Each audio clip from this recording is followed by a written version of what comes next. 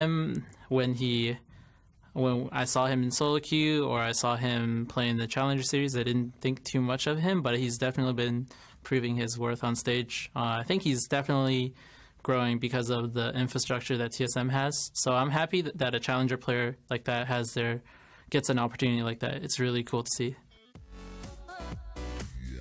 Welcome back to the Battle Theater, and we actually have seen Biofrost has had quite the start to his rookie split and doing quite a few things. People realized he had to fill a big pair of shoes, and he has. Exactly. I mean, subbing in for Yellowstar, who many people consider a legend, although Yellowstar didn't have a good split, and TSM has been giving Biofrost all the tools in which to succeed. They're putting a lot of trust in him. He's enabled to make plays, and he's been doing it quite well. And the rest of the team succeeded in Game 1 of this series as well, as TSM took down P1 in 30 minutes. Big thanks and big part to player of the game for that one. Yeah, Bjergsen pretty well, 4-1-8, but mainly it's the fact that he always arrived at the exact right time with teleports.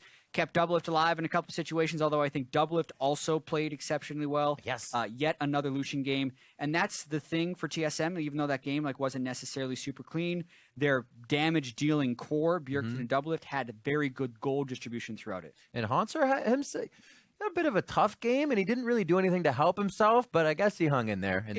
He hung in there. I mean, when your team is winning the game, it's easy to clean up kills on the backside, but Hanser made a bunch of mistakes early on. 0-4-0 was his start on Aurelia, and that's not the start you want to have against a team that comes in 0-8. Yeah, and we have to look a little bit at P1 as well, coming into these games.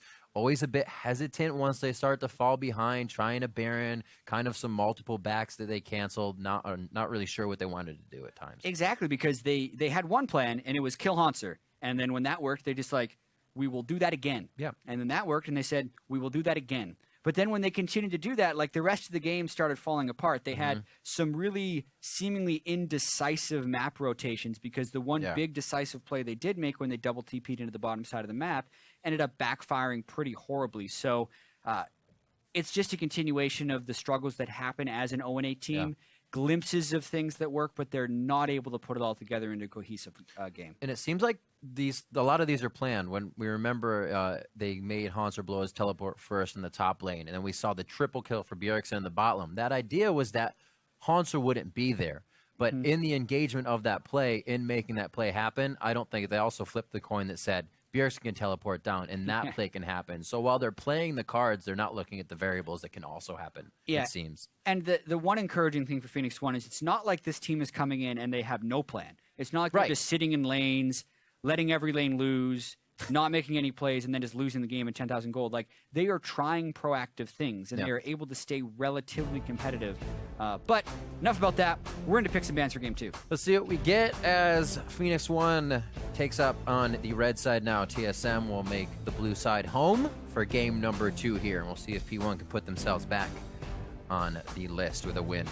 The Shens will be banned. We've seen the Shens and the Rek'Sais going out a lot more. It's almost like free globals once you get that 6 on top of the teleports. And the map control has been so big coming in lately. Totally agree. Shen is creeping up into that almost nearly must-ban category, which you would not have expected a little while ago. Karma, though, creeping up into that must-pick category if it's on the board, and that's first pick for TSM. It's got to feel good. I'm a rookie on your team, and I get first pick. No. Karma, really. Good first pick. Braum and Rek'Sai, no hesitation by P1. It looks like they actually were just able to go with what's on Charlie's sheet there as he's checking them off. Love it. The defensive capabilities of Braum, very good against a team that has Karma, who's trying to initiate in your face. Braum, good against Karma, can block a lot of those skill shots in crucial situations, but still leaves TSM a lot of room to pick what they want. Ooh. I've seen some bans of Kindred lately, even all the way through, not played, then played. Will Svenskeren try his hand at it? Yeah, well, more Kindred nerfs will be on the way next week for the LCS, but for now, still relatively strong. I think the good Kindreds are still capable of taking over games. Svenskeren could choose it, but a lot of times when they hover one pick for this long, they usually switch it up for a double lock-in later. Couple priority picks still available for these guys, and they go with pretty much what they had last game. Feel good to get those champions back in their hands. Now, what is it for the side of P1? We saw the Sivir composition coming in last time. Could easily go with something like the Victor in the mid lane. That Azir has been banned by P1 as it was last time. Yeah. Actually, on both sides as well. Knowing TSM won't, they're gonna have to do it. It's interesting how they again pick the Aurelia with the Trundle still available, and I really don't like that Gnar pick actually.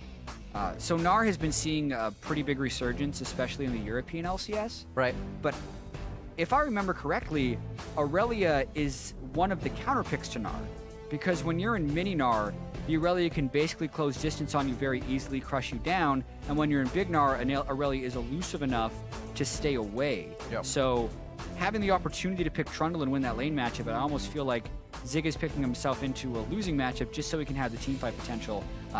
Do not like, but Phoenix1 trying to mix it up. It's always interesting when you bring a conditional kind of ultimate into the game. People haven't played around a lot. It might be the thing that throws your opponent off. It's kind of a far-fetch or far reach for that, but they're going to see what they can get with the Gnar play. Still quite strong once he Gnars out, and Zig likes to be a fighter, so that'll fall in line. Global pressure with the Twisted Fate pick, as well as bringing out the Gragas. Just saw this against Fox, actually, from TSM, and they'll do it again. Time to play make, and if I had to guess, teams were having a lot of success with Gragas and scrims this week, because we have seen almost every team have Gragas jungle and be willing to pull it out with no jungle bans in the game either. So like they're willing to pick it in almost any situation, it feels like. Early jungle pressure, great combo with Twisted Fate ganks as well. And it's going to be very key because Bjergsen has had to pick that Twisted Fate essentially blind. I would love you forever if you pick Lux. And no. Yeah. This is what we saw. I was going to say, we saw the Zig with the Gnar last time. You get a nice Gnar ultimate, you throw the Zig on. Obviously, they're hovering it, but I was going to bring it up. They switch it back around to the LeBlanc for Pyrion this time. And it's actually kind of crazy because we're in a world here with 5 mid lane bans. So the champion pool is definitely being stretched a little bit, but then you still see Twisted Fate versus LeBlanc. It kind of lets you know how many mid laners actually exist in the world. So Pyrion on LeBlanc will be in the position where he would want to snowball ahead of Bjergsen, and like any LeBlanc matchup against someone with wave clear, it really depends how the early lane goes. Yep. Because if Bjergsen can get enough to get magic resistant mana regeneration, he can shovel at LeBlanc and prevent kill pressure, but if he can't get that, Pyrion could potentially take over the game. I love seeing not a huge amount of swaps in the picks, but just another nice swap. Like Svenskaren's not on the Nidalee, completely different champion. The skill sets and the size of the pools that these players have on the LCS stage, and to be able to play it at that level as well. A very big reason why TSM is at the top of the league, because they can be pushed so far back in their champion list. Here we see a few more from P1. Are they the right ones? Are they the ones that are going to click here as we come into game 2? It's going to be very tough. Once again, we know it's an uphill battle for P1.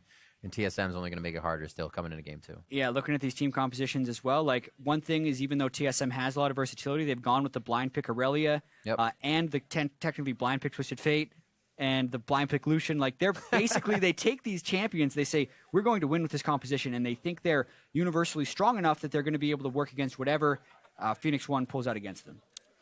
All right, as we head into game 2 and get on the rift, hashtag TSM win, hashtag P1 win. Vote for the team you think will be able to take the victory, or vote for the team that you want to vote for. Because that's how voting works. Looks like the crowd voting with the chant. TSM right now getting a bit of love there after game 1, and they're bringing the momentum now into game 2 with the global comp. They're looking for a bit of an explosive fight team with an engaged Ash Arrow here from the side of P1 once we get to it.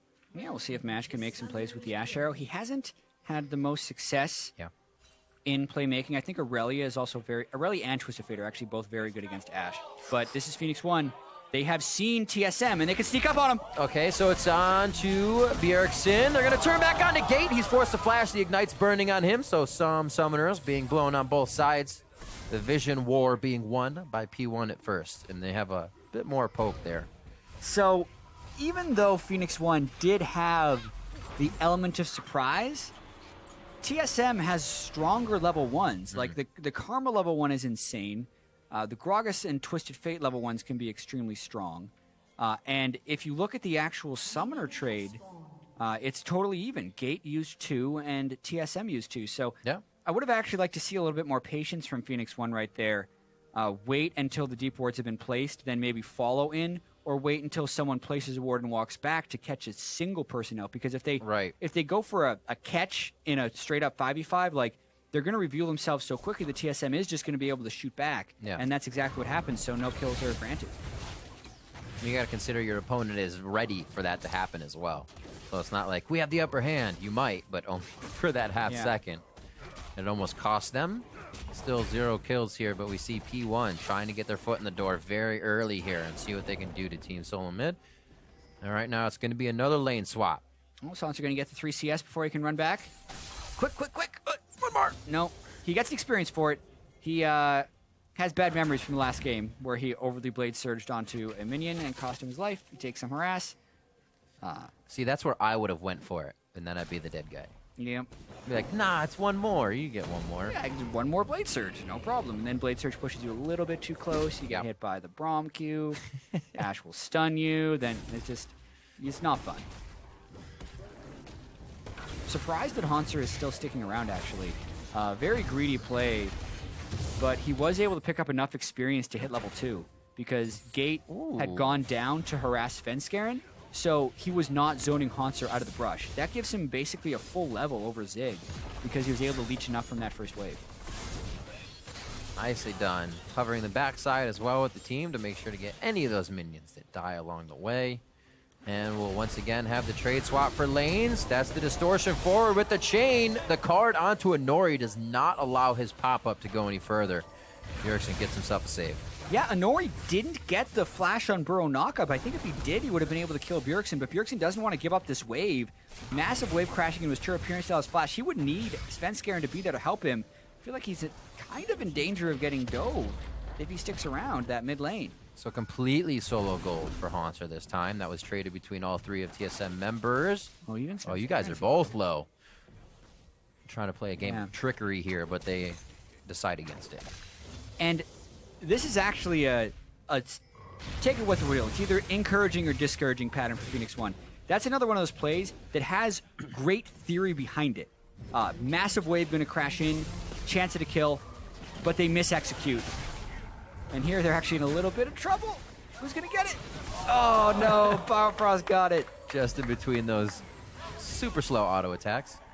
Gate's in trouble. He still has no flash. Nori could be baited in here to helping too much. Not much movement from Purian. He moves on this one very slow, and he may just get there too late.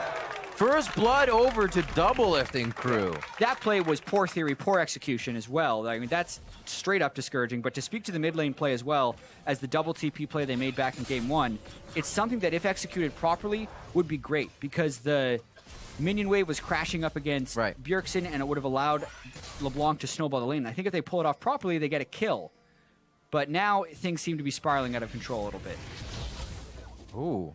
Svenskeren was ready with that TP from Zig. Yeah. Slowed things down real quick. Really curious how they teleported Zig into Mash's lane. They're just going to be going to extend the lane swap, and Zig's trying to catch up a little bit. Yeah. But TSM's already in position, and there's a huge wave they already have. They're actually going to swap back. They want to fight this duo lane, and they don't want to let him finish that turret off. I don't know if they're going to make it in time. Hanser, yeah, he won't even show himself, so they won't be deterred. Bjergsen's not level 6 yet. If Bjergsen at level 6, they could pull this off more easily.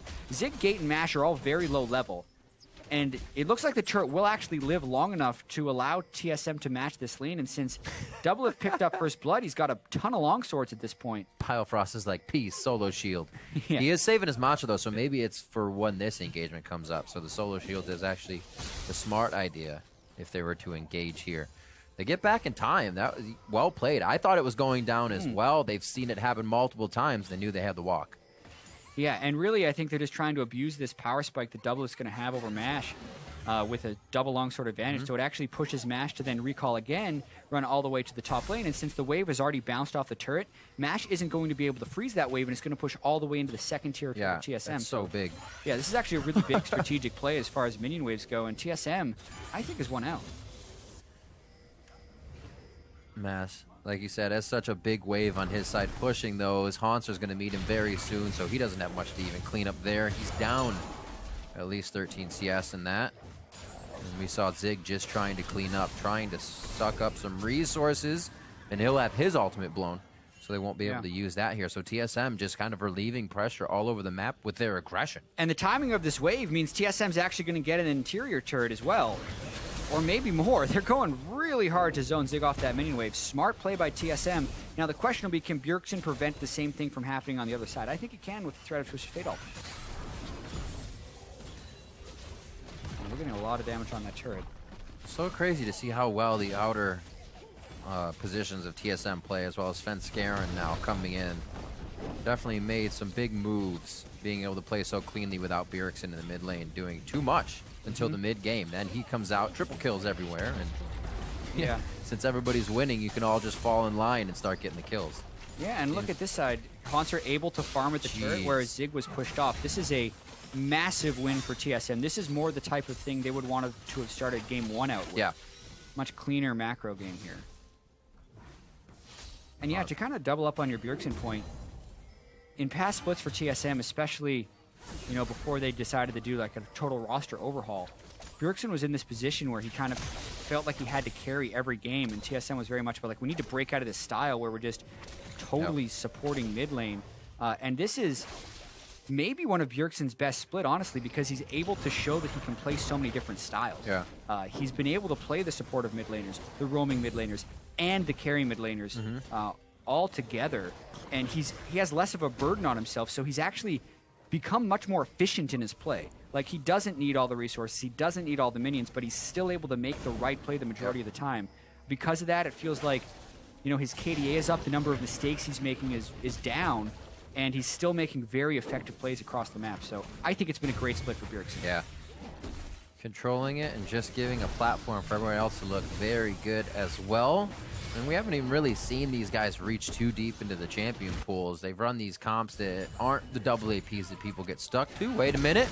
With the teleport coming in, Bjergsen onto Zig. He just wanted to help there. He didn't even really need to go down. Yeah, so much damage. Zig's still level 5. And they stop him before he gets Mega Gnar, so he doesn't get that bonus health. Now it's just a matter of making it back to mid lane so they don't lose damage on that turret.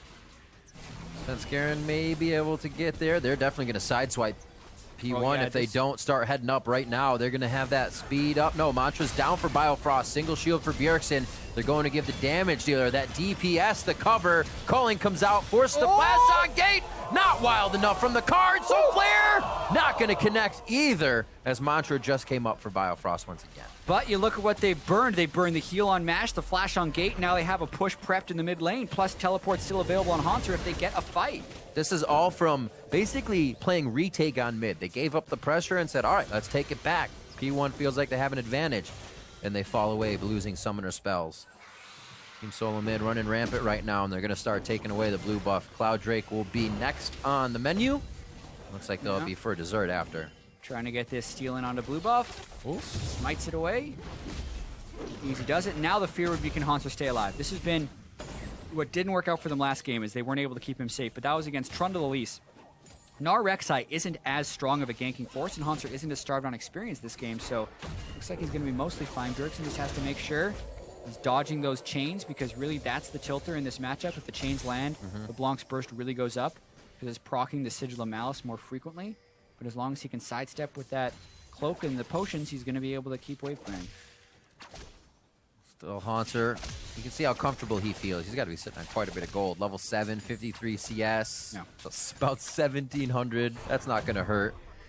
We're still waiting, though, for the side of P1. Mash still has these arrows we're waiting to see, and there's not too much TSM vision. You could hide in the fog of war and get a few of these to count. Yeah. And there's one. Here it comes. Can it hit? It hit Biofrost, but there's no follow-up. I was like, where'd it go? Yeah, it stopped. It connected.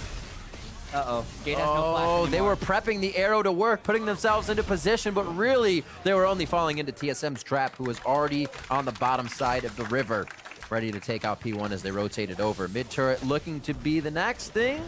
Svenskeren is just going to go ahead and get right in between these two. Oh, my goodness. Things fell apart around 25 minutes for Phoenix1 in Game 1.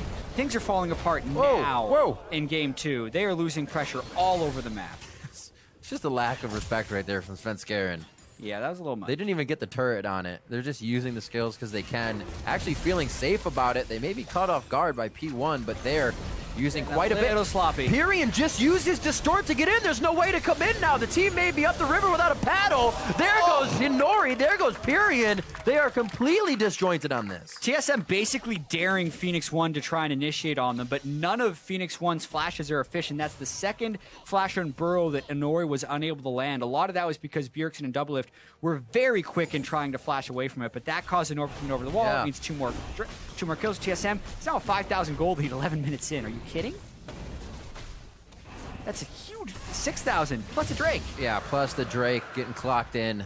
And they're not going to stop either. Haunter actually having a much better game, so he's ready to take the top turret. And we'll see this again. Yeah.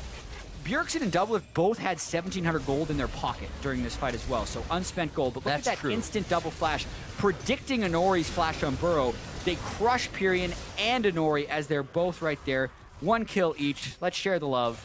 Then they can just pull the Drake afterwards. And now they complete their items. Lichbane on Doublelift and Ghostblade already on Doublelift. We're 12 minutes in, Riv. That's exactly where my eyes went, to the clock. Then they got bigger and bigger and bigger. That is a crazy amount of gold. Core items, first single being finished there. And we'll see. I don't think TSM is going to stop this pressure. P1 definitely going to have to use this time to at least stop the bleeding. Figure out how to stop a game that's this far behind, because that in itself is an experience to have as well. They find themselves in these situations, and we talked a little bit about what do you do at this point looking for that 7th place spot? Do you focus on the teams around you now? Because this becomes very difficult against the top tier they're teams. in all kinds of trouble. Just in range. He tries to get the boomerang to slow down Bjergsen, but they match each other in auto attack distance. And TSM can pull off plays like that because there's no map pressure whatsoever for Phoenix1. I mean, in these situations for Phoenix1, I don't really think you can give much advice. They're already down 7,000 gold. It's more about preventing the game from hitting this point. Their team composition as well doesn't have much wave clear that is necessary to stall. Like, when they picked LeBlanc into the Twisted Fate, they needed LeBlanc to get lane priority, and they didn't get that. And then I feel like they just kind of ran out of options because the rest of TSM was able to win all the lanes. Like, this is the TSM we talked about before the series of pressuring all lanes and allowing everyone to hit on all cylinders. And that's what they're doing right now. TSM's hitting on all cylinders. And it's reactive play now from P1. They can't set up and say, hey, TSM, you should be afraid at standing in front of a turret because we have Arrow. Nice little juke. Pyrian. But there's so many people. Playing a bit of Houdini. Yeah. He's going to be running. What does the team get off of this? Not much. You see how far TSM has pushed up the map, how much control they gain. So they even have time to walk around and kind of do the okie doke here. There's the 2 hits in. Bjergsen's going to finalize. And P1's only made it to mid lane with most of their waves. Exactly. They can't shove out the waves quickly enough. And even if they could, like, they're still going to be fearful of someone on TSM collapsing on them. Yeah. Zig getting a little bit of split push going on the side waves, but just the kills will continue to pour in for TSM. Unless something really drastic happens. Like, basically Mash would have to land an Ash Arrow on an isolated target. Yeah. But he would have to be, like, so isolated, because at this point, even if TSM is in a 2v3, depending on the people, they could even win it. It's a very true possibility. Right now, living inside P1's jungle, really not giving them any room. We saw the pink wards just being cleared out, so even P1's defensive kind of security and vision there is being wiped away as soon as it gets put down. And look at TSM's wards all the way up to even the gates entering that top side of the map if they want to go for it. Looks like a little love towards bot here to keep Haunter safe, and he actually might find himself in trouble. Svenskeren stays. Yeah, this would be the danger. Bjergsen on top side can't ult down on Twisted Fate. This is that 2v3 we talked about. Arrows in, arrows onto Haunter, but everybody's backing up a little bit. Looks like they'll be able to finalize 1 kill. They say, give it to the back line. We'll try to get Svenskeren too. Bjergsen rather in the top lane is backing right now. Yeah, they hand the kill off to LeBlanc, which is very nice. That's who they need to be able to get farm to threaten the Twisted Fate and the Lucian. Haunter definitely pushes too far. That was a 2v4, actually. And Bjergsen had just started prepping the wave, so the timing of TSM's push was off, so they couldn't punish the collapse there with any pressure. Still doesn't mean their gold lead goes much down. They're still up 7,000 gold. Yeah. I'm going to be able to use it quite efficiently as well. Just noticing Bjergsen actually has Ignite on this play. A little more aggressive. Yeah, you see that sometimes out of Twisted Fates, especially if they want a little bit more pressure in lane. It cuts down their map pressure slightly, but the idea is you're Twisted Fates so you can just ult down anyways. Yep. Plus, it makes his assassination actually substantially stronger. So do not disagree with it by any means. Usually we see a lot of Ghost as well, and Ghost Flash for So sometimes you see the Ghost on Twisted Fate. That allows his ganks to be stronger from a gap closing perspective. Twisted Fate really works well on move speed difference between himself and his opponent to see if he can make it in range to land the goal card. It's another reason Lichbane is actually a good item for him. Like, not only do you increase your burst, but it's the 7% move speed on that item. It's another reason a lot of Twisted Fates used to rush tier 2 boots. One of the reasons was for home guard enchantment, so they could constantly come back to wave and wave clear, but also is just so they could get the move speed, so they can connect their gold cards. The double frost, Biolift in the bot lane. Those two as a team. Usually this would be double lift by himself, right? Yeah. Off in his own environment. Oh, Ash Arrow and a teleport. Will one of them land? Oh, no! Biofrost takes it, double lift. He made him dodge out, but they're going to be all right. Actually, the TP in from Bjergsen here, rather the gate in from Bjergsen, I should say, kind of stops P1 from wanting the rest of that fight. And if the game goes long enough, this will be a 37-minute ending. Herald buff.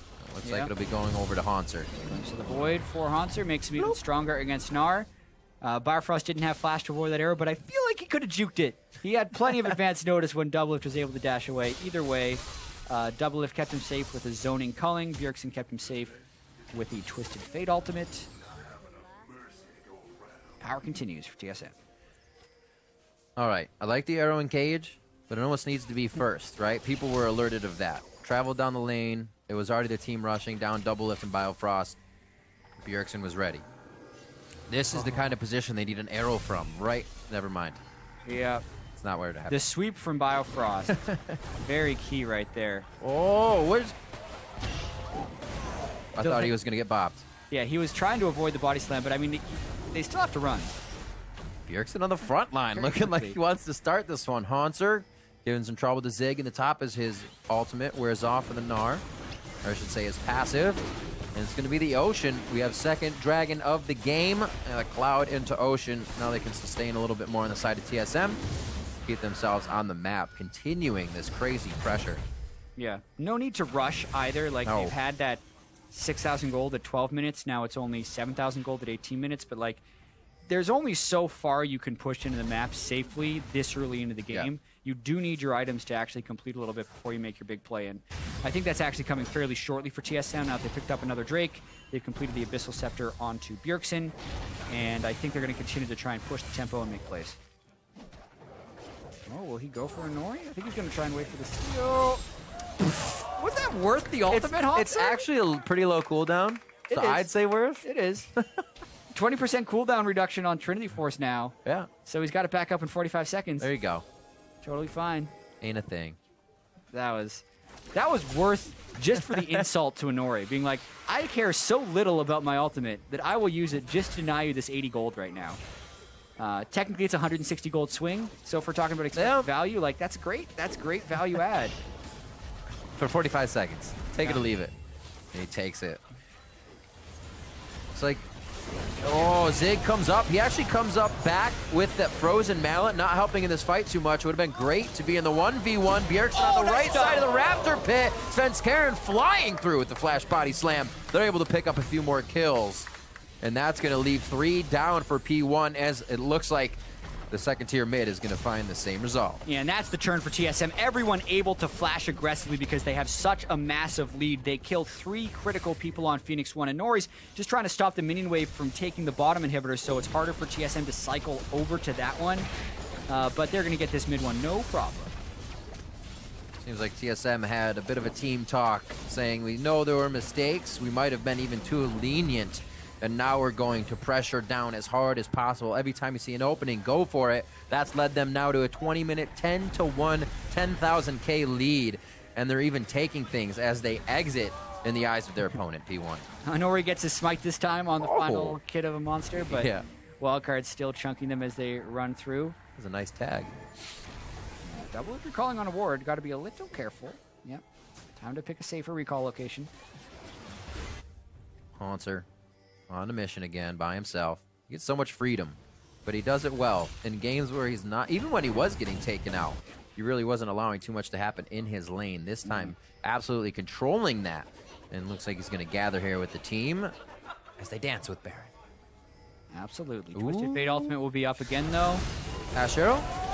Yeah, they Oh, can get him. Svenskeren could go down here. That's going to be 1. Now they're looking for possibly Biofrost or Doublelift. Doublelift's left to do damage on the left, and Biofrost flashes out. He goes down now. P1 resetting to see where the fight is because TSM look like they still want to pick some off. Bjergsen's card wears off. They're going to be chasing in. Zig gives himself up as a meat shield, but he's not even that tanky with the frozen mallet. And now it's the chase. Wild cards. They're able to actually pick it up on the gate now. The chase is there. Haunter could dash forward. The hit on the Pyrion, but he goes. No, he stays up. It's going to be Haunter that goes down as they trade another 1-for-1 retribution kill. Now at 3 for 2. Svenskeren comes back up, but he's got a long waddle back to the base on the side of P1.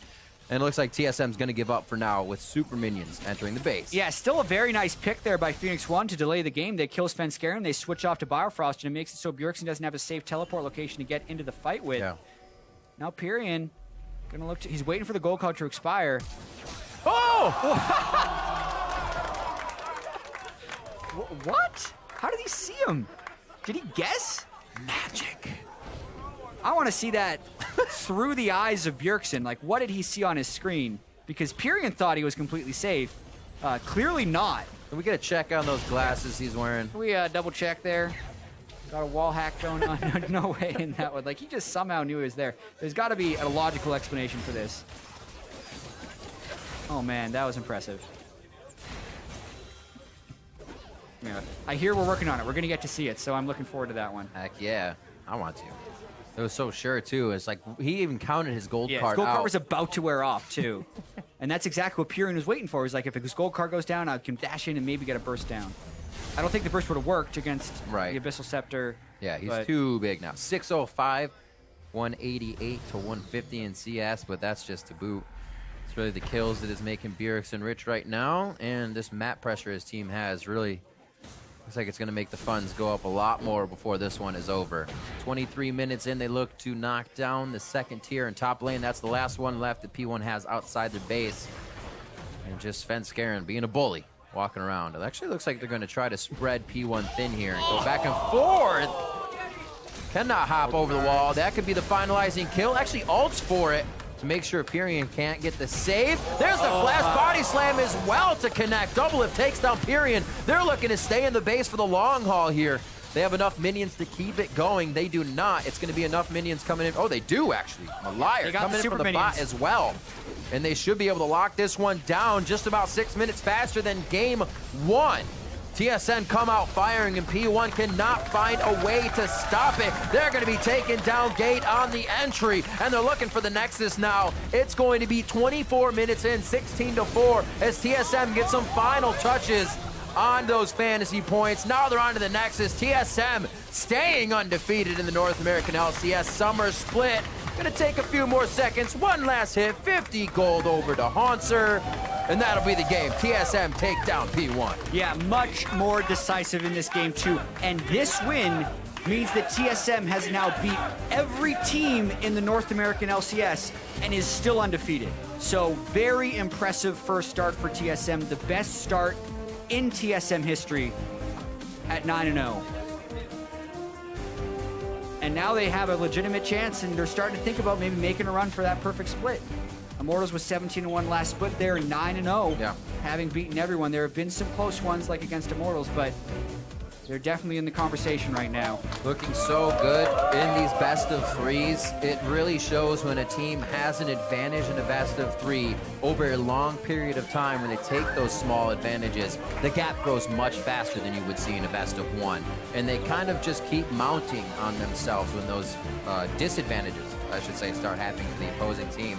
P1 couldn't seem to right the wrongs here coming into this one, but we knew it would be an extremely difficult match coming into it for them. Yeah, and I mean, I think for Phoenix1 as well, like, the first game was a little bit encouraging. This is the type of game that's very discouraging because from minute 1, basically, things started going wrong for them.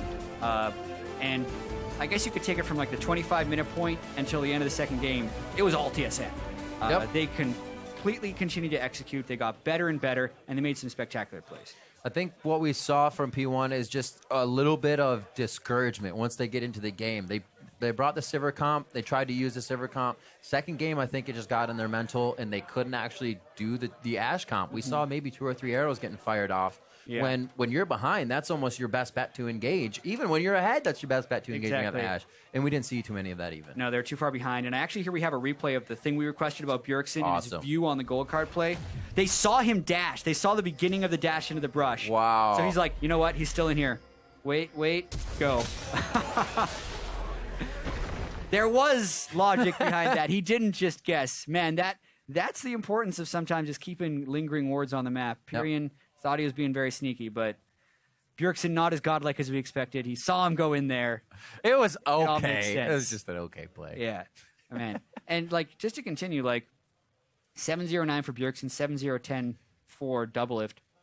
That's the type of game you expected when you saw an 8-0 team go up against an 0-8 team, and it didn't actually start that way in game one. But it's a good sign for TSM that they're able to consistently improve throughout the best of three, because that was maybe a little bit of a worry for them earlier on in the split, where their game ones were awesome, and then the other team would kind of adjust a little bit, and it'll be a little bit more difficult. Right. Not that they intentionally have a poorer game one than game two, but this type of adjustment to really just hammer it home against an inferior team was impressive. And it seems like the way they play in that window of I'm sitting on 1,700 gold is crazy. It works out for them perfectly because, you're sitting on that gold, and we saw two people in front of Haunter the whole time, but that means your opponent hasn't actually been getting that much. So it's almost safe to linger on that. However, that seems like a small window teams can actually take an advantage of, seeing that one person on TSM will sit on gold, because I know I've mentioned that more than once. This person has this. If they were to fight with this much gold, it would be bad. Is there a way to open that up? Yeah, and a lot of it is just timing their recalls in the right way, because if you're all playing selfishly and always trying to recall on the right amount of gold, you're going to lose map pressure. And that is something that I think TSM has been the biggest change in their gameplay from last split to this play, is the fact that they are timing their recalls well, and they're keeping the map pressure up at all times. Well, it's worked out to 9-0 now, so I guess it's pretty good. Don't fix it if it ain't broke. Keep it up. Following that clean 2-0 sweep, let's go to our favorite Aussie, who has TSM's man in the mid lane standing by for a post-game interview. Thank you very much, Riv. Yes, I'm here with Bjergsen, the mid lane superstar. A 2-0 versus Phoenix1 now gives you guys a perfect start to the split. How is this even possible, Bjergsen? How did you guys manage this? I think it really just came down to how much we learned in the last split. Even bringing in Biofrost, we had a really good kind of staple in the team between the four players, and we could implement him into our style, whereas in the spring split, it was like we all needed to figure out where to fit. But this split was all about just fitting in one person. Yeah, and everything's kind of firing. Everyone's playing great. Biofrost, the new guy, obviously playing well as well. Do you think this is sustainable moving into now your second half of the split? Because right now, you have an undefeated record. Do you think it's possible to have a perfect season, or is it maybe going to get a little trickier as the teams get better? I think it's possible, but I definitely agree the teams are going to continue to get better, and it's going to be harder and harder. I'm not really aiming for like an 18-0, and I don't think anyone else is keeping in mind. It's mostly about kind of our level of growth and improvement, and everyone focuses more on how good we feel as a team, not just our wins or like our score. Yeah, and it's definitely been impressive, even in the losses you have had in games, how much growth there has been. Is there any insight into how you guys have grown so much and so quickly, or is it just kind of everything working together in a combination of individual play plus coaching plus infrastructure and kind of what's going on there in the team? I just think everything kind of came together at a really good time. Biofrost and Doublelift worked together really well. Our coaching staff kind of came together. Doublelift and I kind of as like shot callers or leaders, kind of everything came together at a really good time, and it allowed for a really fast improvement. Cool. So obviously we talked about the first half. Now the second half begins tomorrow, and you get to start up playing against CLG. Team, I know you guys love playing against. How are you feeling about tomorrow's matchup? I think if we play like we did in the first game against P1, it's going to be really hard matches. CLG has some games where they look really good and some games where they don't look as good. They are a team that is willing to do some really like crazy stuff, and their level ones are really interesting. So CLG is never a team that's easy to beat. So we're going to be doing our best to come out ahead.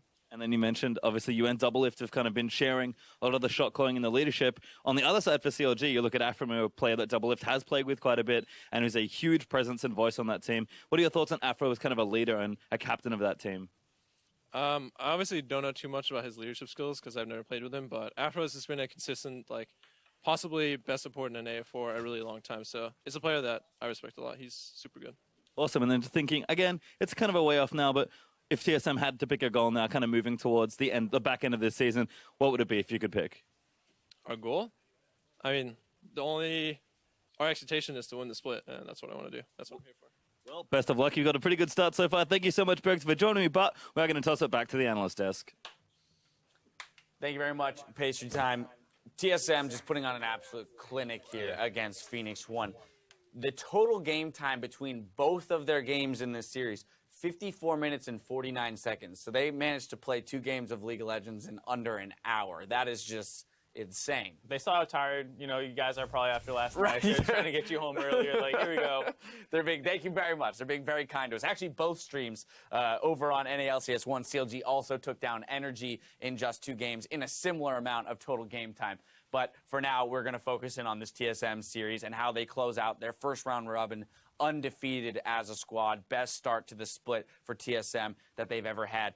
Let's start with this champion select here. I mean, Phoenix1, as expected, banning out those big power picks, all targeted at the mid lane, but it doesn't matter. Bjergsen, he's got plenty of options. He'll find something that he's willing to play into whatever you've got. Yeah, I mean, it's kind of, whenever there seems to be like one dominant team, they seem to spam a lot of the same stuff, but it's just because you know that there's so many options presented to them. So you can target how you want, you can go with a specific game plan, but chances are you're up against the wall anyways. Very much so. You ban the 3 OPs, he just plays TF, he has a zillion as well, it pulled out in the first game. So no matter what, you're going to struggle, and I don't particularly like P1's draft for what they have, but I understand going like a little different here with the Gnar and things like that, not just going into the same old matchups, hoping that it's going to be different. And that's, I mean, they definitely switch things up. They're looking for a different strategy. Doesn't pan out for them this time. Similar to game 1, the game kind of starts to break open at just that 11-minute mark, which is kind of nuts to think that so early on in the game, TSM can find such a big advantage, but they do here 2 for 0 in the mid lane, off of P1 looking for the initiate.